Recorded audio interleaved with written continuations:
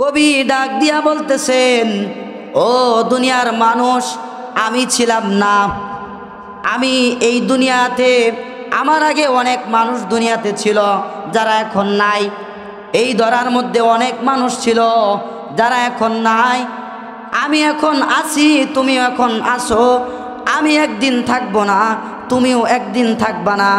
সুতরাং আসিলা কোথায়, আসো কোথায়, যাইবা কোথায়, এই সবক নিয়া ও মুমিন, ও বান্দা, ও দুনিয়ার মানুষ, দুনিয়া থেকে এই তিন কথা স্মরণ করে, এই তিন কথাকে বুঝে তারপরে তুমি কবরে যাও। ঠিক কিনা বলেন? হ্যাঁ, আল্লাহ সুবহানাহু ওয়া তাআলা এই দুনিয়াতে মানুষদেরকে পাঠিয়েছেন। মানুষদেরকে পাঠানোর পরে দুনিয়ার মানুষ দুনিয়াতে বিভিন্ন অবস্থানের সাথে, বিভিন্ন হালাতের সাথে জমে থেকে মানুষগুলো এরকমভাবে, কেউ এরকমভাবে কারো জিন্দেগিটাকে এমনভাবে সাজাইছেন যার মৃত্যুতে আসমান কাঁদে, জমিন কাঁদে। ঠিক কিনা বলেন? আল্লাহর হাবিব সাল্লাল্লাহু আলাইহি ওয়াসাল্লাম বলেন, বাকাতিস সামাওয়াতু ওয়াল আরদ, যে যার দুনিয়ার জীবনে, যার আমলের কারণে, যার জিন্দগির চলাফেরার কারণে সে দুনিয়া থেকে যখন চলে যায় তখন আসমান জমিন কাঁদে। যার ব্যথায়, যার বেদনায়, যার বিদায়ের বেলায় শুধু এরকমভাবে মানুষ কাঁদে না, আসমান কাঁদে, জমিন কাঁদে, সারা কুল কায়নাত কাঁদে। ঠিক না? বাকাতিস সামাওয়াতু ওয়াল আরদ, আসমান জমিন কাঁদে। এই জন্যই কবি বলছেন, যেদিন তুমি এসেছিলে ভবে, হেসেছিল সবে, এমন জীবন তুমি করিবে গঠন, মরণে হাসিবে তুমি, কাঁদিবে ভুবন। যেদিন তুমি এসেছিলে ভবে, হেসেছিল সবে, কেঁদেছিলে তুমি, হেসেছিল সবে, এমন জীবন তুমি করিবে গঠন, মরণে হাসিবে তুমি, কাঁদিবে ভুবন। ঠিক না?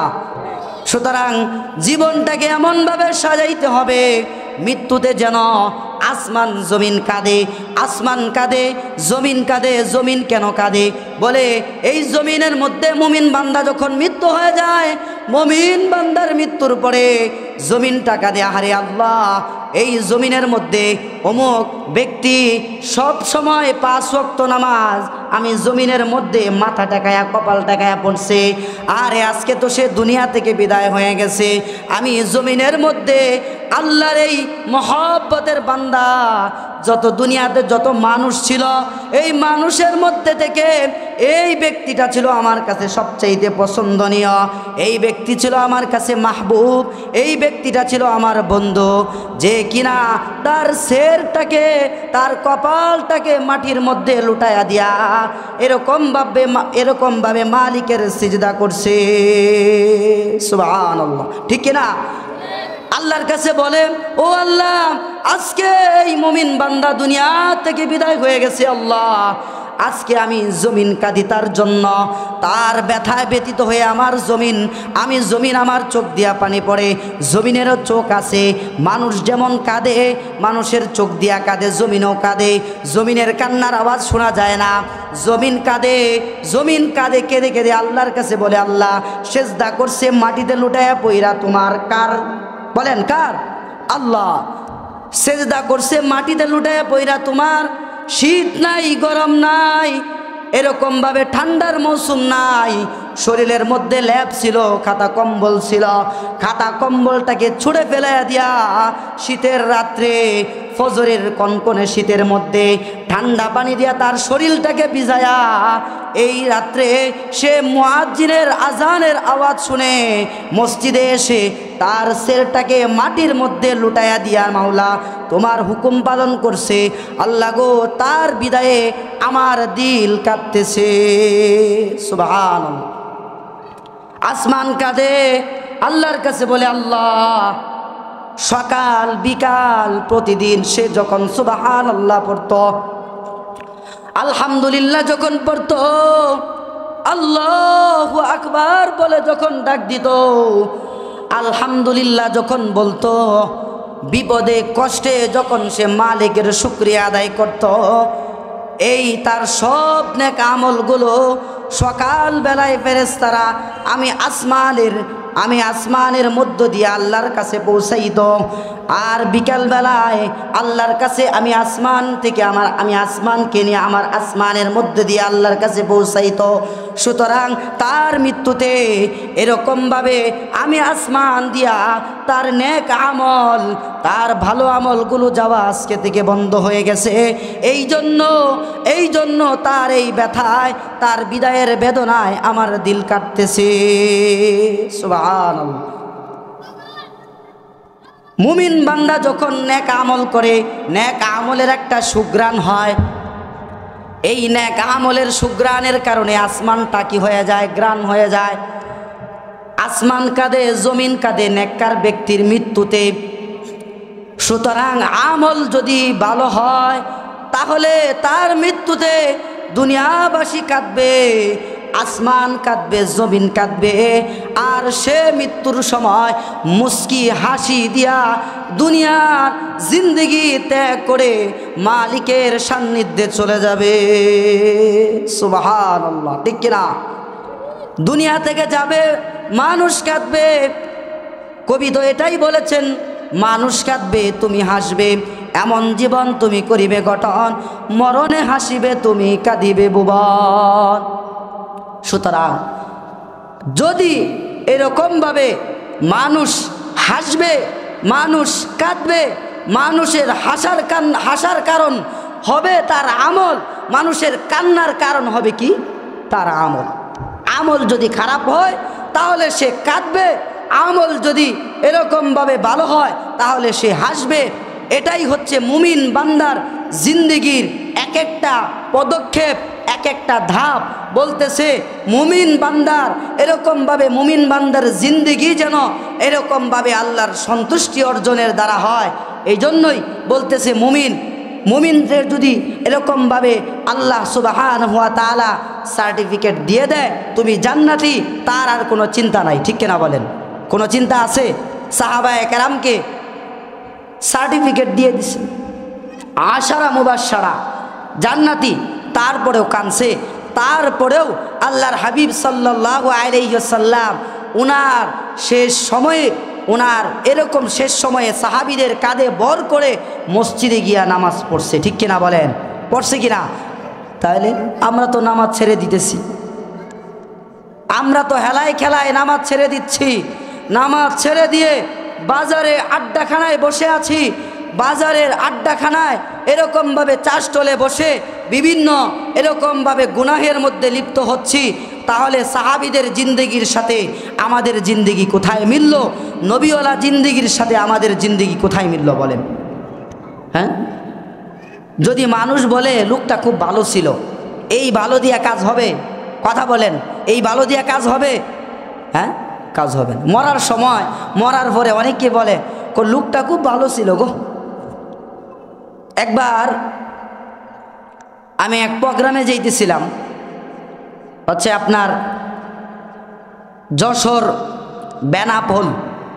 ও যশোর বেনাপোলে ওই জায়গায় যাওয়ার পরে ওখানে আসরের সময় আর কি গিয়া পৌঁছাইছি। তো একজন বিজ্ঞ, একজন আলেম, ওই এলাকার একজন আলেম, উনি জানাজা পড়াইতেছেন একজন ব্যক্তির। তো আমার যাওয়া আর ওখানে জানাজা পড়ে যাওয়া, তো জানাজায় শরিক হইলাম। তো জানাজায় শরিক হইলাম, শরিক হওয়ার পরে তো নামাজের মধ্যে যখন দাঁড়াইলাম, পাশের একজন লোক বলতেছে লোকটা খুব ভালো আছিল। লোকটা খুব কি ছিল? কথা বলেন, কি ছিল? কথা বুঝছেন? লোকটা খুব ভালো ছিল। জিজ্ঞাসা করলাম, ভাই লোকটার বাড়ি কই, চিনেননি? ওইটা তো জানি না। কি কয়? লোকটাকে চিনেননি? লোকটার বাড়ি কোথায়? ওইটা তো জানি না। কোথাইলে বালা কইলেন যে? সবাই কইতেছে, এলে আমিও কইলাম বালা আছিল। এই বালায় কাম হইব? কথা বলেন, এই ভালোই কাজ হবে? কথা বলেন, এই ভালোই কাজ হবে? হবে না। আরেকজনকে জিজ্ঞাসা করলাম, লোকটাকে চিনেন? চিনি। তেমন ভালো ছিল না, চুরি চুট্টামি করছে আজীবন। আর এখন যদি বলে ভালো যে বলতেছেন, যদি এখন যদি ভালো না বলি তাহলে এনে এক ছুট মারামারি লেগে দেবো, এই জন্য বালা কন লাগে। হ্যাঁ, সুতরাং ভালো না কইলে, ডাকাত যদি আপনি রাস্তা দিয়ে যাইতেছেন, রাস্তার মধ্যে 3 জন ডাকাত আপনাকে গলার মধ্যে ছুরি ঠেকায়া ধইরা বলতেছে, এই টাকা পয়সা যা আছে সব নিলাম, ক আমি বালানি, ক আমি বালানি, আমি কেমন, ক আপনি খুব ভালো বলতে হবে কিনা বলেন, খুব ভালো। আর ওই অবস্থায় যদি বালা না কয় তাহলে জানে তারপরের অবস্থা কি হবে, ঠিক কিনা বলেন? হ্যাঁ, কারণ ওই অবস্থায় যদি ভালো না কয় তাহলে ছুরি যে গলায় দিছে এটা আর নামবে না, এটা গলার মধ্যেই চলে যাবে, ঠিক কিনা? তাহলে এই ভালো দিয়ে কাজ হবে নাকি আল্লাহ তাআলার ভালো বলতে হবে? বলেন, কথা বলেন না কেন? ভালো কে বলতে হবে? আল্লাহ বলতে হবে যে বান্দা, এই বান্দা আমার দুনিয়ার মধ্যে একজন নেককার বান্দা ছিল বলে শুধু তাই না, যদি 10 জন ব্যক্তি যদি এই সাক্ষী দেয় ভালো কোন ভালো, যে নামাজ মসজিদে গিয়া পড়ে, এরকমভাবে সকাল নাই, দুপুর নাই, বিকাল নাই, রাত্র নাই, নামাজ গিয়া মসজিদে পড়ে, লোকটা 5 ওয়াক্ত নামাজ মসজিদে পড়ছে, লোকটা ভালো, 10 জন বলছে, আল্লাহ বলে আমি তাদের কথা রক্ষা করতে গিয়া, আমি তাদের সম্মানার্থে আমি আল্লাহ তাআলা তাকে মাফ করে দিই, সুবহানাল্লাহ, তাকে মাফ করে দিই। সুতরাং সব আমল আছে, কিন্তু ভালো হওয়ার মতো যেই গুণ, নামাজি ব্যক্তির মতো গুণ তোমার মধ্যে নাই। সব গুণ আছে, তোমার মধ্যে ভালো কোনো গুণ নাই। সব গুণ আছে, তোমার মধ্যে ভালো কোনো গুণ নাই। তাহলে এই ভালো গুণটা কেমন ভালো গুণ? বলতেছে এমন এক ভালো গুণ, যেই গুণটা নিয়ে আল্লাহর সামনে হাজির হইলে আল্লাহ সুবহানাহু ওয়া তাআলা ডাক দিয়া বলে, বান্দা, দুনিয়ার জমিনের মধ্যে যত মানুষ ছিল, সমস্ত মানুষের মধ্যে তুমি ছিলা আমার কাছে একজন মাহবুব। ও বান্দা, সকাল নাই, বিকাল নাই, রাত্র নাই, তুমি আমার জমিনের মধ্যে সিজদায় লুটায়া পড়ছো। বান্দা আসো, আসো বান্দা আসো, তোমার জন্য আমি মাওলার জান্নাতটাকে রেখে দিছি, সুবহানাল্লাহ। সুতরাং আসিলাম কোথায়? যে আমরা ছিলাম কোথায়, আসি কোথায়, যাব কোথায়? বলে আমরা ছিলাম কোথায়? আমরা ছিলাম জান্নাতে। কোথায় ছিলাম? কথা বলেন, কোথায় ছিলাম? জান্নাতে। সুতরাং জান্নাতে ছিলাম, তাহলে দুনিয়ায় কে? জান্নাতে ছিলাম, এখন দুনিয়ায় কেন? বলে আল্লাহ সুবহানাহু ওয়া তাআলা হযরত আদম আলাইহিস সালাম, মা হাওয়া আলাইহিস সালাতু ওয়াস সালাম, ওনাদের দুইজনের মাধ্যমে আমাদেরকে আল্লাহ সুবহানাহু ওয়া তাআলা দুনিয়ার আদিবাসী করেছেন। সুতরাং আমরা একটা সময় এখানে ছিলাম না, কারণ যারা তাদের বাসস্থান মূলত যেই জায়গায় তারা অবস্থান করতেছে এখানে ছিল না, তাদেরকে আমাদের গ্রাম্য ভাষায় কাউকে বলে রিফিউজি, কাউকে বলে হচ্ছে রোহিঙ্গা, ঠিক কিনা বলেন? কথা বলে না কেন? বলে কি না? হ্যাঁ, এরকম সিলেটের ভাষায় বলে রিফিউজি বা আবাদি, আর আমাদের গ্রাম্য ভাষায় বলে রোহিঙ্গা, ঠিক কিনা? হ্যাঁ, তাহলে আমরা সবাই কি এখন বর্তমানে আমরা সবাই কি রোহিঙ্গা বাদাইম্মা? আমরা কোনো কাজের না। আমাদেরকে আল্লাহ তাআলা জান্নাত থেকে পাঠাইছে দুনিয়াতে। বলতেছে কি জন্য পাঠাইছে? বাজারে যায়। বাজারে যায় কেন? কোনো কারণে তো যায়। বলে কি কারণ? বাজার করবে। আরে বাজার করে কি এরকম আজীবন বাজারেই থাকবে, না বাজার থেকে বাড়িতে আসবে? বাড়িতে আসবে কি না বলেন? বলে দুনিয়াটা হচ্ছে জান্নাতে নিয়ে যাওয়ার জন্য এমন এক বাজারের, এমন এক বাজার, এমন এক ফসল ক্ষেত, শস্য ক্ষেত, যেখান থেকে কি করতে হয়? জান্নাতে যাওয়ার পাথেই নিয়ে যেতে হয়, ঠিক কিনা বল? হ্যাঁ, জান্নাতে যাওয়ার পাথেই নিয়ে যেতে হয়। বলতেছে আমরা ছিলাম জান্নাতে, বাবা আদম এবং মা হাওয়ার মাধ্যমে দুনিয়াতে আল্লাহ তাআলা আমাদেরকে পাঠিয়েছেন। দুনিয়াতে আসছি কিভাবে? বলতেছে নুতফার মাধ্যমে। নুতফার মাধ্যমে, যেটা বর্ণনা করার মতো না, যেটা বর্ণনা করলে বর্ণনা করতেও লজ্জা লাগে, কিন্তু বেড়াগিরির শেষ নাই, ঠিক কিনা বলেন? হ্যাঁ, মুখে বলতে লজ্জা লাগে, বলে এই ডাক দিয়ে বলতেছে আমারে চিনোস, আমি অমুকের সন্তান, আমারে চিনোস নি, আমি অমুকের সন্তান, জেনেই ধর্মু তোরে সুদাই আলাম। অথচ তার জন্মের মূল উৎস কি এটা তার বলতে লজ্জা লাগে, কিন্তু তার অহংকার করতে তার একটু দ্বিধাদ্বন্দ্ব হয় না, ঠিক কিনা বলেন? আল্লাহ সুবহানাহু ওয়া তাআলা দুনিয়াতে এরকমভাবে মা বাবার উভয়ের মাধ্যমে আল্লাহ তাআলা দুনিয়াতে পাঠাইছেন আমাদেরকে। দুনিয়াতে যখন মায়ের গর্ভে আল্লাহ তাআলা পাঠিয়েছেন, একজন ফেরেশতা আল্লাহর কাছে ডাক দেয়া বলতেছে, আল্লাহ, এই বান্দাটাকে যে আল্লাহ তার মায়ের গর্ভের মধ্যে আছে, আল্লাহ তাকে কি কোনো সূরত দিব কিনা? তার হাত কয়টা হবে? হাতের আঙ্গুল কয়টা হবে? হাতের আঙ্গুল 5টা হবে না এক হাতের আঙ্গুল 6টা হবে? পায়ের আঙ্গুল 5টা হবে না পায়ের আঙ্গুল 6টা হবে? হাতে পায়ের আঙ্গুল 20টা হবে না 22টা হবে? ও আল্লাহ, তার চোখটা সোজা হবে না টেরা হবে? ও আল্লাহ, তার চুলগুলো এরকমভাবে তার মাথার মধ্যে চুল গজায়া উঠবে না গজানো ছাড়া উঠবে? আল্লাহ, তার জবান দিয়া কথা বলার মতো বাক শক্তি দিয়া উঠাবো নাকি বাক শক্তিহীন করে জন্ম দিব? আল্লাহর কাছে বলে, আল্লাহ, তাকে কি অন্ধ করে মায়ের গর্ভ থেকে বের করব নাকি তাকে এরকমভাবে চক্ষু দিয়া উঠাবো? আল্লাহ সুবহানাহু ওয়া তাআলা বলে, ও আমার ফেরেশতা, তাকায়া দেখো, লৌহে মাহফুজের মধ্যে একটা ছবি, একটা সূরত আমি লটকায়া দিছি। ওই সূরতটা দেখে দেখে তুমি আমার বান্দার সূরতটাকে বানাও, আর এই সূরত বানায়া আমার বান্দাটাকে দুনিয়ার মুখ দেখাও। সুবহান, দুনিয়ার আল্লাহ সুবহানাহু ওয়া তাআলা এরকমভাবে ফেরেশতাকে কথা বলে, দুনিয়াতে এরকমভাবে মায়ের গর্ভে সন্তান থাকে। সর্বপ্রথম ফেরেশতা কি করে এরকমভাবে যেখানে মানুষের মাটি হবে ওখান থেকে এক মুষ্টি মাটি আইনা কি করে এরকম নাভিটাকে বানায়? বলেন সুবহানাল্লাহ। কি বানায়? নাভি বানায়। কি বানায়? নাভি বানায়। প্রথমে নাভি বানায়। এই জন্য কোনো মানুষ তার মৃত্যুর পরে তাকে যেখানে মাটি দেওয়া হবে ওইটার সংমিশ্রণে তাকে বানানো হয়। বলে তাহলে মুসলমান তো মারা যাবে, মারা যাওয়ার পরে তাকে তো মাটি দেওয়া হয়। হিন্দু তো মারা যায়, মারা যাওয়ার পরে তাকে তো মাটি দেওয়া হয় না। তাহলে তার ছাইটা কোথায় যায়? প্রশ্ন আসতে পারে না? কথা বলেন, আসে কি না?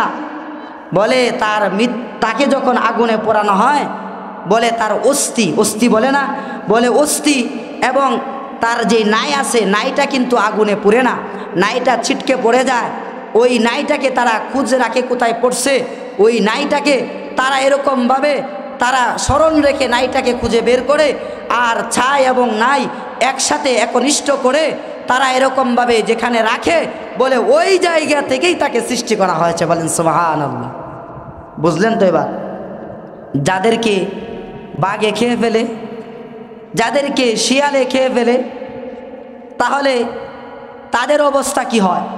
বলে তাদেরকে তাদের বডি খাইতে পারে, পুরা বডিটাকে খায়, কিন্তু নাই যেটা আছে নাভি, এই নাভিটা আর হজম হয় না, নাভিটা এরকম টয়লেটের সাথে বের হয়ে যায়। সুবহানাল্লাহ। তো আমরা ছিলাম না, এখন আছি, আর একদিন থাকবো না। আল্লাহ সুবহানাহু ওয়া তাআলা আমাদেরকে এরকমভাবে দুনিয়াতে পাঠিয়েছেন। একের পর এক মানুষ আসছে যাচ্ছে, এভাবেই দুনিয়ার হালত, এরকমভাবে দুনিয়ার বয়স বাড়ছে, দুনিয়ার সময়সীমা বাড়ছে।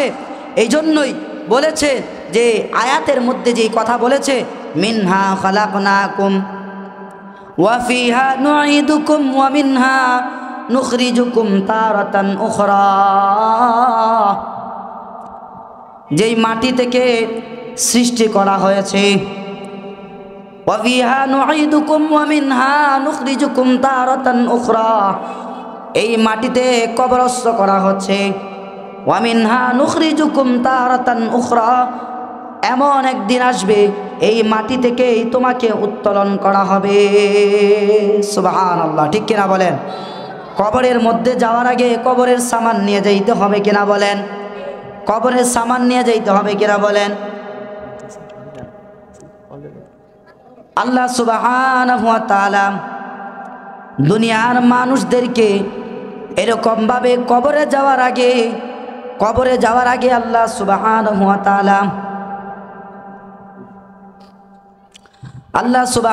ওয়া তাআলা দুনিয়ার মানুষদেরকে বলতেছেন, ও দুনিয়ার মানুষ, কবরে আসার আগে কবরের সামান নিয়ে আসো। তোমরা তো এই দুনিয়াতে ছিল না, জান্নাত থেকে আসছো, জান্নাতে যাওয়ার সামান তোমরা কবরে নিয়ে আসো। কারণ কবরে তোমরা বেশি দিন কবরেও থাকবা না। কবর থেকে তোমাদের যেই মেন ঠিকানা, আসল ঠিকানা হয়তো জান্নাত নয়তো জাহান্নামে তোমাদেরকে যাইতে হবে, ঠিক কিনা বলেন? এই জন্য বলেন, কবরের মধ্যে আল্লাহ সুবহানাহু ওয়া তাআলা নিয়ে কবরের মধ্যে যাওয়ার আগে আমলকে বানানোর কথা বলেছে। আর নয়তো কবরের জিন্দেগি এমন হবে, কবর জায়গা ভালো নয়, কবর জায়গা ভালো নয়, কবর জায়গা ভালো নয়, আমল দিয়ে কবর গৃহ সাজিয়ে নিতে হয়, ঠিক কিনা বলেন? 6 দিন পরে নকশে যাবে, 9 দিন পরে চুল। 6 দিন পরে নকশে যাবে, 9 দিন পরে চুল। কবর গৃহের সামান নিতে কইরো না কেহ ভুল, কবর জায়গা ভালো নয়, কবর জায়গা ভালো নয়, কবর জায়গা ভালো নয়, আমল দিয়ে কবর গৃহ সাজিয়ে নিতে হয়। আমার সাথে বলেন, কবর জায়গা ভালো নয়, কবর জায়গা ভালো নয়, কবর জায়গা ভালো নয়, আমল দিয়ে কবর গৃহ সাজিয়ে নিতে হয়। সুতরাং কবর জীবন সাজানোর দরকার আছে কিনা বলেন? আছে কিনা বলেন? সুতরাং কবর জীবনকে সাজাতে হলে ঈমানদারদের সঙ্গী হতে হবে, মুমিনদের সঙ্গী হতে হবে, নামাজি ব্যক্তিদের সঙ্গী হতে হবে। তাহলেই এরকমভাবে কবরে আমি আপনি শান্তিতে থাকব। কবর জীবন আমার আপনার জন্য জান্নাতের বাগান হবে, আর নয়তো কি হয়ে যাবে? জাহান্নামের গর্ত হয়ে যাবে, ঠিক কিনা বলেন? হ্যাঁ, সুতরাং কবর জীবনকে সাজানোর জন্য ইহুদি খ্রিস্টানদের সাথে হাত মিলাবো না মুমিনদের সাথে চলবো বলেন? নামাজিদের সাথে চলবো না বেনামাজিদের সাথে চলবো? নামাজি ব্যক্তির সাথে চলবো না বেনামাজির সাথে চলবো? বলেন, কার সাথে চলবো? নামাজি ব্যক্তির সাথে। সুতরাং ঈমানকে বনায় নিয়ে যাওয়ার জন্য আল্লাহর ইবাদতের কোনো তুলনা হয় না। সুতরাং একটা এলান আমি আপনাদেরকে দিয়ে যাচ্ছি।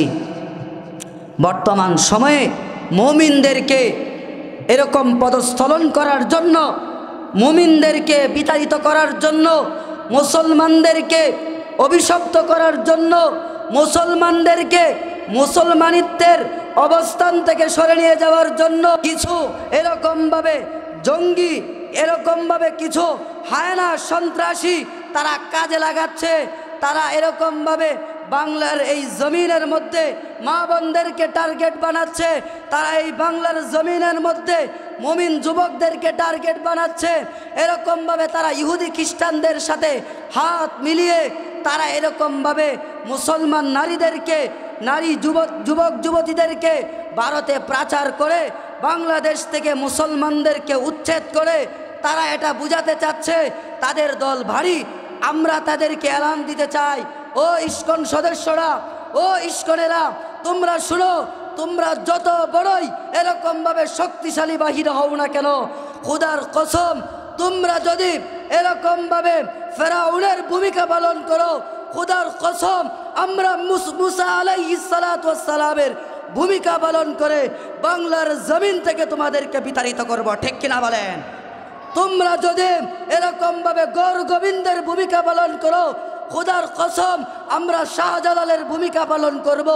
তোমরা যদি নমরুদের ভূমিকা পালন করো, আমরা ইব্রাহিম খলিলুল্লাহর ভূমিকা পালন করে এই বাংলার জমিন থেকে তোমাদেরকে এরকমভাবে উচ্ছেদ করব। আল্লাহ যদি আমাদেরকে সেই তৌফিক দান করেন, আল্লাহ সুবহানাহু ওয়া তাআলা আমাদের সকলকেই এরকমভাবে পাক্কা সচ্চা ইমানদার হওয়ার তৌফিক দান করুক। আল্লাহ সুবহানাহু ওয়া তাআলা আমাদেরকে এরকমভাবে ইহুদি খ্রিস্টান এবং ইস্কন নামক জঙ্গি সন্ত্রাসী সংগঠন থেকে, তাদের চক্রান্ত থেকে আল্লাহ তাআলা আমাদের সকলকে হেফাজত করুন। সকলে বলে আমিন। এই বলে আমার আলোচনা শেষ করছি। আল্লাহ সুবহানাহু ওয়া তাআলা যে কথা বললাম, উক্ত কথাগুলোর উপর আগে আমাকে, তারপর আপনাদের সকলকেই আমলে